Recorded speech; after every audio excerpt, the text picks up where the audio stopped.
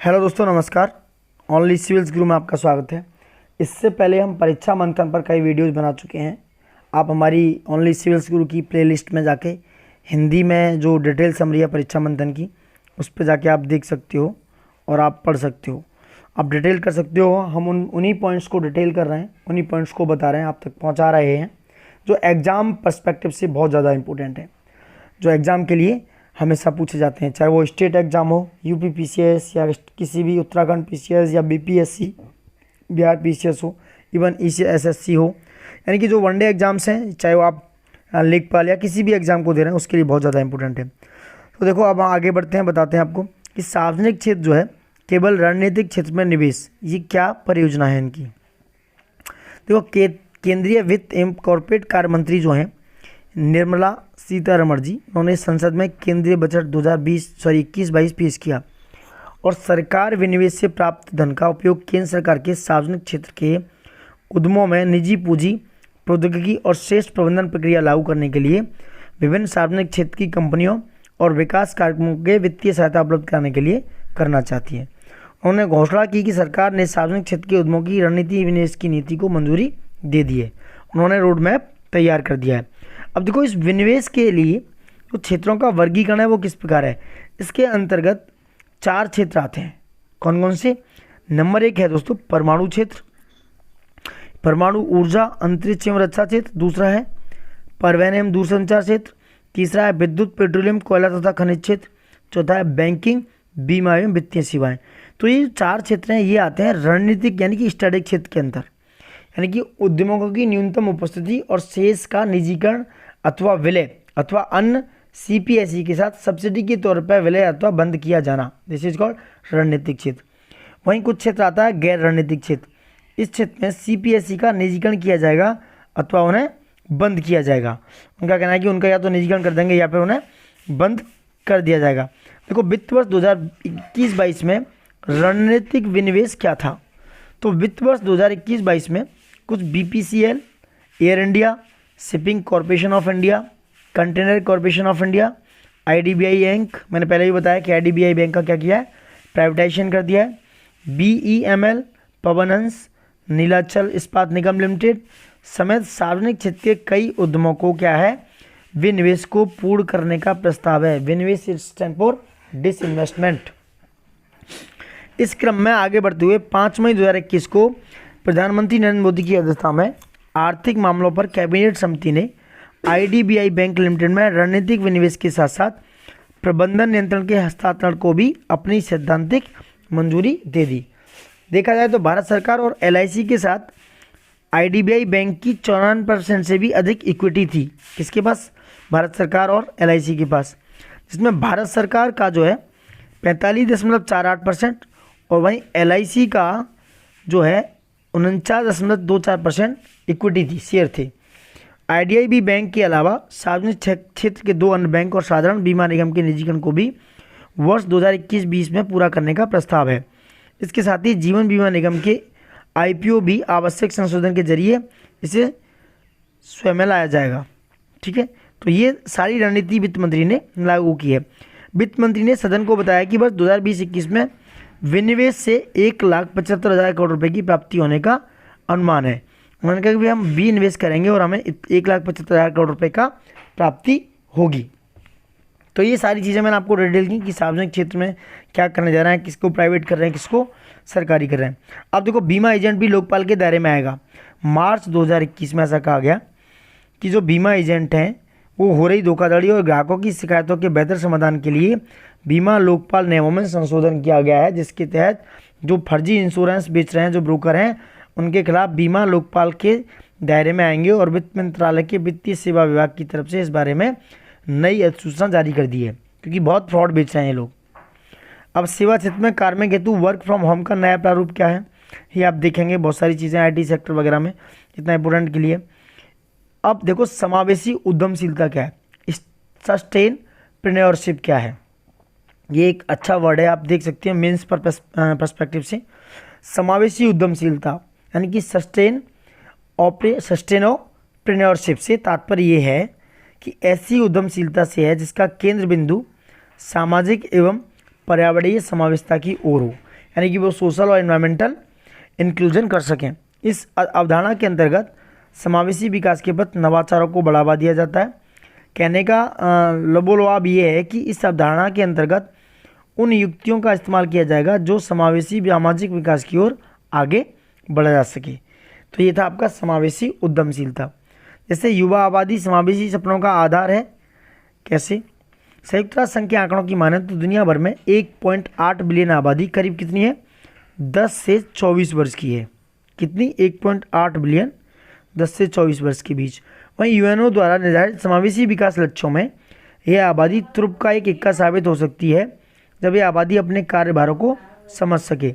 इसलिए यह भी आवश्यक है युवाओं को न केवल चुनौतीपूर्ण जबकि जिम्मेदारियां दी जाएं बल्कि उनको आर्थिक निर्भरता की ओर उन्मुख किया जाए। उल्लेखनीय है कि समावेशी उद्यमिता इसी दिशा में अग्रसर एक धारणा है। जो हमारे 17 लक्ष्य निर्धारित किए हैं सस्टेनेबल डेवलपमेंट गोल से, जो मनुष्य के स्वास्थ्य एवं जीवन की गुणवत्ता को बढ़ाने की ओर केंद्रित हैं। तो ये सस्टेनेबल एंटरप्रेन्योरशिप उसी से रिलेटेड है दोस्तों, आप देख सकते हो एक बार और। अब देखते हैं भारत गैस आधारित व्यवस्था की ओर बढ़ते कदम। ये मेंस के कुछ क्वेश्चंस हैं, ये डायरेक्ट क्वेश्चन पूछ सकता है। तो देखो 5 जनवरी 2020 को प्रधानमंत्री नरेंद्र मोदी ने 450 किलोमीटर लंबी कोच्चि मैंगलोर एलएनजी पाइपलाइन का उद्घाटन किया। इसकी लागत 3000 करोड़ रुपए रखी गई। इस परियोजना का उद्देश्य one national one gas grid के निर्माण की दिशा में एक महत्वपूर्ण उपलब्धि है। ठीक है, इससे संबंधित कुछ बातें देख लेते हैं कि 2000 इस परियोजना की शुरुआत में कब की गई? देखो मैं बताता हूँ, 2009 में इसकी शुरुआत हुई, परंतु लगातार देर के कारण यह परियोजना 2020 में पूरी हुई है। इसका उद्देश्य क्या है? केरल के कोच्चि में एक एलएनजी टर्मिनल, इसे बोलते हैं लिक्विफाइड नेचुरल गैस से प्राकृतिक गैस, यानी कि एर्णाकुलम, त्रिशूर, पलक्कड़, मल्लापुरम, कोक्कीझोड़, कुन्नूर, कासरकोड जो ज़िले हैं उन्हें होते हुए कर्नाटक के मैंगलोर तक पहुंचाना है। ठीक है, ध्यान रखना, ये पूछ सकता है कि ये एलएनजी टर्मिनल के बीच में है कि नहीं, केरल के कोच्चि में। इस परियोजना का निर्माण जो है गेल के द्वारा किया जा रहा है। जो गेल है, gas authority of India limited, यह परियोजना 12 मिलियन मीट्रिक घन मीटर प्राकृतिक गैस पहुंचाने की क्षमता रखती है। इससे क्या होगा? केरल कर्नाटक के लोगों का जो है ईज ऑफ लिविंग बढ़ने के साथ गरीब एवं मध्य वर्ग का व्यय कम होगा और यह परियोजना अनेक शहरों में गैस सिस्टम का माध्यम बनेगी। इसके माध्यम से कार्बन उत्सर्जन में कमी आएगी। उसके बाद नेचुरल गैस बेस्ड इकोनॉमी जो है उसको बनने में क्या होगा? एक कड़ी है ये। ठीक है, वहीं प्राकृतिक गैस आधारित अर्थव्यवस्था बनने में भारत का जो प्रयास है, अक्टूबर 2020 में आर्थिक मामलों संबंधी कैबिनेट समिति, जिसे बोलते हैं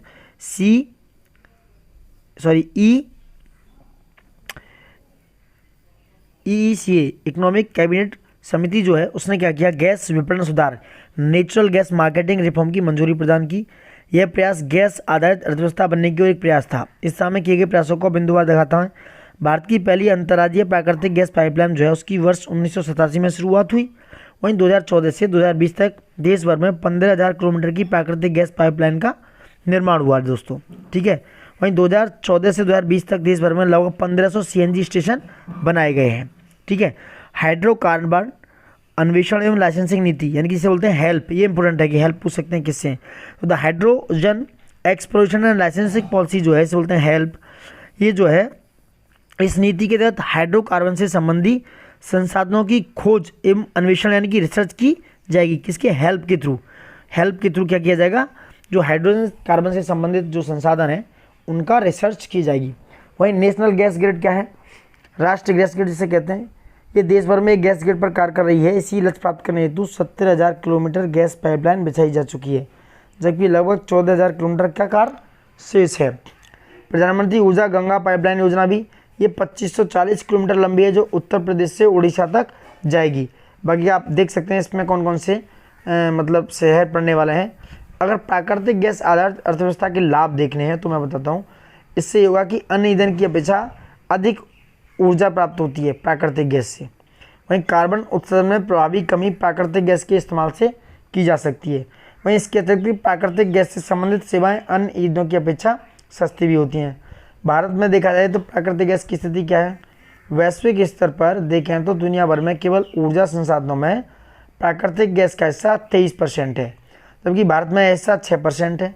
भारत सरकार वर्ष 2030 तक प्राकृतिक गैस संबंधी संसाधनों की हिस्सेदारी 6% से बढ़ाकर 15% करने का लक्ष्य रखा है। वहीं one nation one gas grid देखो, इसकी जो 2019 में भारत सरकार ने one nation one gas grid का घोषणा की थी। इस योजना का उद्देश्य, देख रहे हो कितनी सारी योजना हम कंप्लीट कर रहे हैं। इस योजना का उद्देश्य पूरे देश में प्राकृतिक गैस पर एक समान टैरिफ लागू करना है। One nation one gas grid योजना का जो है उद्देश्य है एक समान टैरिफ लागू करना। इसी क्रम में सरकार ने हर तरफ एक एलपीजी पहुंचाने का लक्ष्य वर्ष 2022 तक रखा है कि भैया हर घर तक एलपीजी 2022 तक पहुंचा दो। अब वहीं इसी के रिसार्ट में एक योजना है प्रधानमंत्री ऊर्जा गंगा परियोजना। ये जो हाल ही में देखा जाए तो देश की सबसे बड़ी कंपनी है गैस लिमिटेड, जो है गैस कंपनी गेल इंडिया लिमिटेड, उसने 2433 करोड़ रुपए के प्रयोजन से इसको पश्चिमी बंगाल को भारत के गैस मानचित्र पर स्थान देने में सफलता हासिल की। इस पाइपलाइन से पश्चिम बंगाल को रसोई के लिए ऐसी गैस की सुविधा मिलेगी जो एलपीजी और सीएनजी की तुलना में सस्ती और पेट्रोल और डीजल की तुलना में कम लागत वाली होगी। वहीं बिहार के डोभी से पश्चिम बंगाल के दुर्गापुर तक, कहाँ से, बिहार के डोभी से पश्चिम बंगाल के दुर्गापुर तक 348 किलोमीटर की पाइपलाइन प्रधानमंत्री ऊर्जा गंगा परियोजना का एक भाग है। ध्यान रखना दोस्तों, डोभी जो है बिहार में है और पश्चिम बंगाल के दुर्गापुर तक। ये जो प्रधानमंत्री ऊर्जा गंगा परियोजना है इसकी शुरुआत प्रधानमंत्री नरेंद्र मोदी ने अपना जो निर्वाचन क्षेत्र है वाराणसी, वहाँ से शुरू की। इस परियोजना का जो उत्तर प्रदेश के उड़ीसा तक 2540 किलोमीटर लंबी एक पाइपलाइन निर्माण किया जा रहा है। इस परियोजना का क्रियान्वयन वन गैस वन ग्रिड के तहत किया जा रहा है, ठीक है। और इसका जो वितरण है ऊर्जा गंगा परियोजना के तहत पाइपलाइन की लंबाई उत्तर प्रदेश में 338, सबसे ज़्यादा उत्तर प्रदेश में नहीं बिहार में है। वहीं बिहार में लगभग 441 किलोमीटर होगी। ध्यान रखना, उत्तर प्रदेश में प्रधानमंत्री ऊर्जा गंगा परियोजना की कितनी लंबाई है, 338 किलोमीटर। झारखंड में 500 किलोमीटर लंबी पाइपलाइन बिछाई जाएगी, तो झारखंड में सबसे ज़्यादा। उसके बाद पश्चिम बंगाल था, उड़ीसा में 542 और 718 किलोमीटर उड़ीसा में। तो सबसे ज़्यादा देखा जाए तो प्रधानमंत्री ऊर्जा गंगा परियोजना का लंबाई उड़ीसा में है 718 किलोमीटर। उसके बाद है पश्चिम बंगाल में 542 किलोमीटर।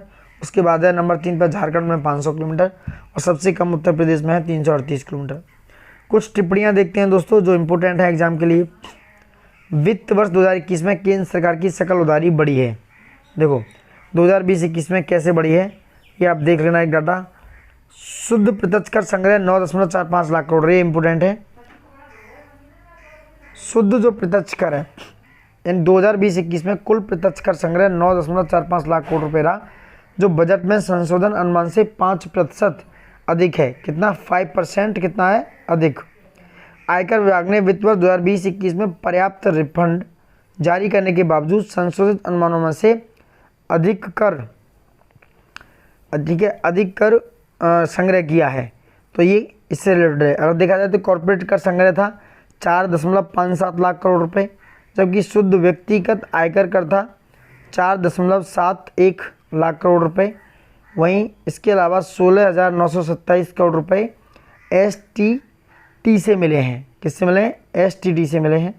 वहीं आम बजट के अनुसार देखा जाए तो 2020-21 में प्रत्यक्ष कर संग्रह के रूप में 9.05 लाख करोड़ रुपए का लक्ष्य तय किया गया था। कर संग्रह संशोधित अनुमान से 5% अधिक रहा। 2019-20 में तय किए गए लक्ष्य से 10% कम रहा है। वहीं अप्रत्यक्ष कर संग्रह में देखा जाए तो क्या हुआ है, 12% की तेज़ी हुई है। कितने परसेंट की, 12% की तेज़ी हुई है, 12% की। तो एक बार आप डाटा पॉज करके देख लीजिएगा, बहुत सारा डाटा है, ठीक है। और मैं आपको बता दूं भारत में निवेश करने वाले सबसे FPI क्षेत्र कौन कौन से हैं, ये इंपॉर्टेंट है, क्वेश्चन बनता है इस पर। सबसे ज़्यादा अमेरिका ने कुल नियंत्रित परिसंपत्ति का 13.9 लाख करोड़ रुपये, मॉरिशस 4.6 नंबर 2 पे, नंबर 3 पे सिंगापुर 3.6, नंबर 4 पर लग्जमबर्ग 3.5 और ब्रिटेन 2.1। ये FPI क्षेत्र है जो भारत में निवेश करने वाले क्षेत्र हैं। अमेरिका भारत का कर्जदार, ये कैसे हुआ, अमेरिकी एक सांसद ने कहा कि दुनिया की सबसे बड़ी अर्थव्यवस्था पर कर्ज का बोझ 2.9 खरब डॉलर यानी कि 29 लाख करोड़ रुपए हो गया है। सांसद एलेक्स मूनी ने कहा कि अमेरिका ने भारत से भी करीब 200 लाख डॉलर करीब 16 लाख करोड़ रुपए का कर्ज लिया है। उन्होंने सर पर दौड़ने वाली विदेशी कर्ज के खिलाफ अमेरिकी नेतृत्व को चेताया है। अमेरिका में चीन जापान से भी पैसा आता है। बता दें कि कोरोना महामारी के चलते वैश्विक अर्थव्यवस्था बुरी तरह से प्रभावित हुई है। अमेरिकी अर्थव्यवस्था भारत के मुकाबले करीब 7 गुना बड़ी है, 2.1 खरब डॉलर की है। ऐसे में अमेरिका पर बढ़ते कर्ज के जाल को लेकर सांसद एलेक्स मुनी ने चेताया कि देश पर शीर्ष 2 देशों चीन और जापान का भी कर्ज है, जिनमें से चीन हमारा वास्तविक मित्र नहीं है। हम हर वक्त चीन के साथ वैश्विक प्रतिस्पर्धा में लगे रहते हैं। तो भारत का कर्जदार है कौन? अमेरिका। वहीं 2050 तक 10.4 खरब डॉलर होगा अतिरिक्त कर्ज, ऐसा एलेक्स मुनी ने चेताया है। ठीक है, पेटीएम पेमेंट्स बैंक लाभ में अग्रणी है, ये आप देख सकते हो। ये कुछ टिप्पणियां हैं। ठीक है, राष्ट्रीय सड़क सुरक्षा बोर्ड का गठन किया गया है। ठीक है, देश के राष्ट्रीय राजमार्ग, सड़क परिवहन, यातायात प्रबंधन, सड़क सुरक्षा, वाहन सुरक्षा आदि का नई दिशा देने वाली राष्ट्रीय सड़क सुरक्षा board NRSB national road security board का गठन का रास्ता साफ हो गया है। ठीक है दोस्तों, तो ये NRSB का क्या है, रास्ता साफ कर दिया वित्त मंत्रालय ने। ये जो है सड़क परिवहन एवं राज्य मंत्रालय ने जनवरी में NRSB गठन संबंधी अधिसूचना क्या जारी की थी। ठीक है, अगर समूह प्रमुख रूप से ड्राइविंग लाइसेंस से जुड़े नियमों में बदलाव करना, वाहन पंजीकरण, सराहना के लिए तकनीक वगैरह वगैरह आप देख सकते हो। केंद्रीय समीक्षा केंद्र क्या है? भारत की केंद्रीय कॉर्पोरेट मामलों के मंत्रालय द्वारा 25 मई 2021 को, कब? 25 मई 2021 को 2 तकनीकी सक्षम वाले पहले केंद्रीय समीक्षा केंद्र यानी कि सेंट्रल स्क्रूटनी सेंटर का क्या किया गया, बनाया गया। और निवेशक शिक्षा और संरक्षण कोष प्राधिकरण, इन्वेस्टमेंट एजुकेशन और प्रोटेक्शन फंड अथॉरिटी का क्या किया गया, निर्माण किया गया है। मोबाइल ऐप लॉन्च किया गया है इनका। इसका उद्देश्य क्या है? कॉर्पोरेट डेटा गुणवत्ता से कोई समझौता ना करना था, उसके त्रुटियों से मुक्त करना है। केंद्रीय समीक्षा केंद्र जो है स्टेट वर्क प्रोसेस के तहत उपयोगकर्ताओं द्वारा की गई फाइलिंग की प्राथमिक रूप से स्क्रूटनी करेगा तथा डेटा गुणवत्ता मुद्दों तथा अनियमितताओं की पहचान करेगा तथा संबंधित रजिस्ट्रार ऑफ कंपनीज की इसकी जानकारी देगा। अब देखो इंडिया फिनटेक क्या है, ये $100 बिलियन अपॉर्चुनिटी रिपोर्ट है। मार्च 2021 में फिक्की के द्वारा यानी कि federation of Indian chambers of commerce के द्वारा और बोस्टन कंसल्टिंग ग्रुप PCG के द्वारा क्या किया गया था, India fintech $100 billion opportunity report प्रकाशित की गई। इसमें यह कहा गया था कि भारत की वित्तीय प्रौद्योगिकी जो है यानी कि जो फिनटेक है उसका क्या है कि कंपनियों का जो मूल्यांकन यानी कि वैल्यूएशन अगले 5 साल में यानी कि 2025 तक 3 गुना होकर 150-60 अरब डॉलर पहुंच जाएगा। रिपोर्ट का अनुमान है कि इस लक्ष्य को पूरा करने के लिए भारत का फिनटेक सेक्टर का अगले 5 वर्ष में 20 से 25 अरब डॉलर के निवेश की आवश्यकता होगी। भारत पे ने क्या किया है, ये अगली न्यूज़ है, distributor to retailer finance launch किया है। ठीक है, जो छोटे और मध्यम उद्यम और अपने ध्यान केंद्रित करने के लिए भारत पे ने 26 मार्च 2021 को एक नया ऋण उत्पाद जिसे बोलते हैं डिस्ट्रीब्यूटर टू रिटेलर यानी कि D2R फाइनेंस लॉन्च करने की क्या है, घोषणा की है दोस्तों। यह वितरकों, थोक विक्रेताओं, व्यापारियों, डीलरों को 7 दिनों से 30 दिनों की अवधि के लिए 50 लाख रुपए तक के कोलेट्रल फ्री लोन की पेशकश करेगा। यानी आप 50 दिन तक कोलेट्रल फ्री यानी बिना कुछ रखे क्या सकते हो, लोन ले सकते हो। भारत पे ने इस उत्पाद के लॉन्च के पहले महीने में ही 50 करोड़ रुपए के क्या किया, डिस्ट्रीब्यूटर टू रिटेलर यानी कि D2R ऋण वितरित किया है। और वित्त वर्ष 2021-22 में इस नए उत्पाद के माध्यम से 25,000 करोड़ रुपए के ऋण वितरण का लक्ष्य निर्धारित किया है। यह 10 शहरों में लाइव है। यह सुविधा भारत पे पूरी तरह से एकीकृत प्रौद्योगिकी प्लेटफॉर्म है जिसका उद्देश्य अपने उपभोक्ताओं को डिजिटल मोड में विभिन्न वित्तीय सेवाएं प्रदान करना है। ठीक है, अब देखते हैं विकास आशा ऋण योजना क्या है। ये देख सकते हो, ये धारवाड़ मुख्यालय कर्नाटक विकास ग्रामीण बैंक ने महिलाओं के लिए विकास आशा ऋण योजना शुरू की है। ये एक क्या है, विकास आशा लोन स्कीम है। ठीक है दोस्तों, ये नई ऋण योजना विशेष रूप से महिलाओं के लिए व्यापार से संबंधित जरूरतों को पूरा करने के लिए है, जिसमें क्रय, मशीनरी, उपकरण और खुदरा व्यापार सहित सूक्ष्म और छोटे उद्यमों के तहत कार्यशील पूंजी की आवश्यकताएं शामिल हैं। इस योजना के तहत कार्यशील पूंजी की आवश्यकताएं शामिल हैं। इस योजना के तहत बैंक 84 महीने की चुकौती अवधि के साथ अधिकतम 10 लाख रुपए तक की ऋण सुविधा प्रदान करेगा। कर्नाटक विकास ग्रामीण बैंक के चेयरमैन P. गोपी कृष्णा है। ठीक है दोस्तों, डिजिटल पेमेंट ऐप डाक पे कहीं भी कभी भी कहीं भी, ये क्या है? देखो दिसंबर 2020 में क्या किया गया, ये इम्पोर्टेंट हो सकता है डाक पे। तो डाक पे है, दिसंबर 2020 में भारत डाक विभाग द्वारा इंडिया पोस्ट पेमेंट बैंक ने एक नया डिजिटल पेमेंट ऐप डाक पे वर्चुअली लॉन्च किया, जिसमें आईटी एवं दूरसंचार मंत्री रविशंकर प्रसाद भी मौजूद थे।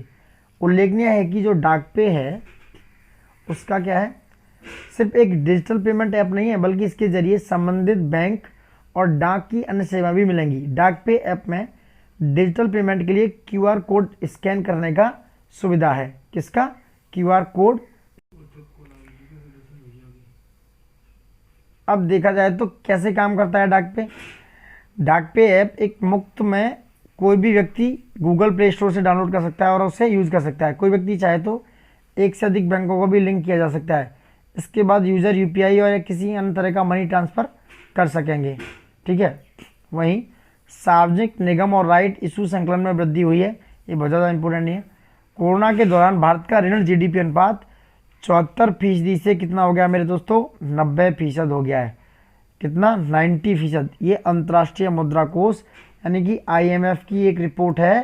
किसकी? आईएमएफ, क्या? इंटरनेशनल मॉनेटरी फंड की, कि अंतर्राष्ट्रीय मुद्रा कोष के अनुसार कोरोना महामारी के दौरान भारत का ऋण जीडीपी अनुपात 74% से बढ़कर 90% हो गया है और उम्मीद जताई जा रही है कि आर्थिक सुधार के साथ यह घटकर 80% पर आ जाएगा। भारत के मामले में महामारी से पहले 2019 तक ऋण अनुपात सकल घरेलू उत्पाद का 74% था, जो 2020 के क्या था? 2020 के अंत में बढ़कर जीडीपी का लगभग 90% हो गया और यह बहुत बड़ी वृद्धि है। लेकिन दूसरे उभरते बाजारों उन्नत अर्थव्यवस्था ने भी ऐसा अनुभव किया है। अगर विशेषज्ञों की माने तो भारत के मामले में यह उम्मीद है कि अर्थव्यवस्था में सुधार के साथ ऋण अनुपात धीरे धीरे नीचे आ जाएगा। ठीक है दोस्तों। अब देखते हैं HSN कोड क्या है, ये पूछ सकता है डायरेक्ट क्वेश्चन कि व्हाट इज HSN कोड। 1 अप्रैल 2021 को सभी कारोबार के लिए जीएसटी रिटर्न दाखिल करने के लिए हार्मोनाइज सिस्टम ऑफ नोमेनक्लेचर, जिसे वो क्या बोलते हैं? HSN code, harmonise system of nomenclature code का उल्लेख करना अनिवार्य कर दिया गया, जिससे छोटे कारोबारियों की मुश्किलें बढ़ सकती हैं, क्योंकि इस कोड में थोड़ी सी चूक होने पर 50,000 रुपये तक का जुर्माना देना पड़ सकता है।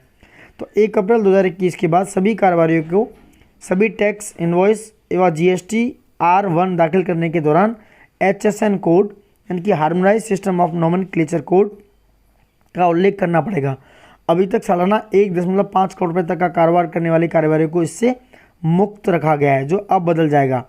NHS कोड की बाध्यता से कारोबारियों की चिंता बढ़ गई है, क्योंकि उनके पास पेशेवर चार्टर्ड अकाउंटेंट नहीं होते हैं और कोरोना काल में वे व्यवसाय को लेकर और मंदी की मार तो झेल ही रहे थे। अब नए नियम कानून ने भी उनकी परेशानी को बढ़ा दिया है। ठीक है। तो ये HSN कोड था, आप देख सकते हो एक बार और। ठीक है दोस्तों, आगे देखते हैं क्या है। भारत में 100 स्टार्टअप यूनिकॉर्न बनाए गए हैं। कौन कौन से हैं? देखो, स्विट्जरलैंड की ब्रोकरेज फर्म क्रेडिट स्विस के अनुसार भारत में 100 यूनिकॉर्न है, जिनका कुल मूल्य 240 अरब डॉलर से अधिक है।